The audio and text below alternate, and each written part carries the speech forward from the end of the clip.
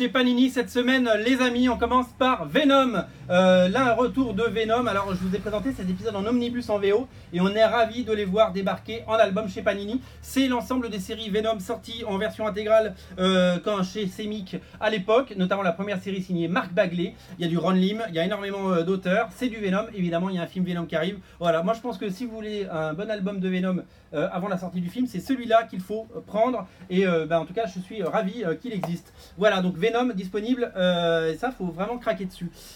Faut craquer également pour Spider-Man, le nouveau Deluxe. La couverture est magnifique, elle est signée Lee Wicks. C'est Mark Waid et Dan Slott qui scénarisent.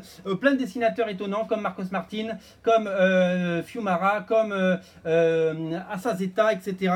C'était la période un peu indé. Les derniers épisodes de l'époque Un jour nouveau, vous le savez, chez Spider-Man. Beaucoup d'auteurs de talent et des bonnes histoires signées Mark Waid et Dan Slott. Voilà, un très très beau Deluxe à ne rater sous aucun prétexte. Le tome 2 de Defender est disponible dans la catégorie 100% Brian Michael Bendis dans ses dernières heures chez Marvel. David Marquez au dessin. Évidemment, ça reprend les personnages de la série Netflix, mais dans l'univers Marvel. C'est tout très bien dessiné parce que David Marquez il dessine très bien. Et c'est toujours un délice à lire puisque Brian Michael Bendis c'est toujours bien dialogué. Voilà. Doctor Strange, ça continue. C'est Dennis Hopeless qui scénarise et c'est Nico Henrichon qui dessine. Vous savez, c'est la série que Chris Bacalo avait commencé. Il a fait beaucoup de numéros, hein. Il en a fait je crois 18, un truc comme ça, et après il a laissé la main. Et on est ravis d'avoir Nico Henrichon au dessin. Voilà.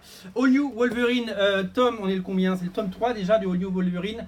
Bien entendu, vous le savez, c'est Laura Kinney qui a le costume maintenant. Tom Taylor au scénario, le scénariste d'X-Men Red.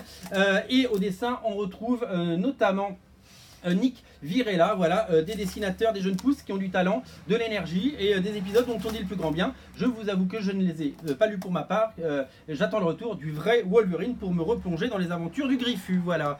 Jessica Jones, pareil, derniers épisodes de Brian Michael Bendis, 3e tome. Vous savez, c'est la nouvelle série. Magnifique ouverture de Tim Sale au passage. Toujours Michael Gaydos au scénario, au dessin, pardon. Toujours Brian Michael Bendis et son talent au scénario. Vous savez qu'ils font une nouvelle série qui s'appelle Pearl en VO, vous pouvez regarder dans le rayon Jinx World en VO, mais Jessica Jones est disponible au rayon des intégrales. Ne ratez pas Thor, le retour de Thor 1962-1963, la première époque avec Jack Kirby et Stan Lee aux commandes, les premiers épisodes de Thor, les épisodes de Journey into Mystery, c'est réédité et on est ravis, la couverture brille comme pour Wolverine. Toujours au rayon intégral, ne ratez pas Defender par Sal Buscema. Les Defenders, on en parle parce que quasiment tous les personnages ont droit à leurs adaptations ciné, que ce soit Hulk ou le Docteur Strange. C'est des bons épisodes, ça date de 1973.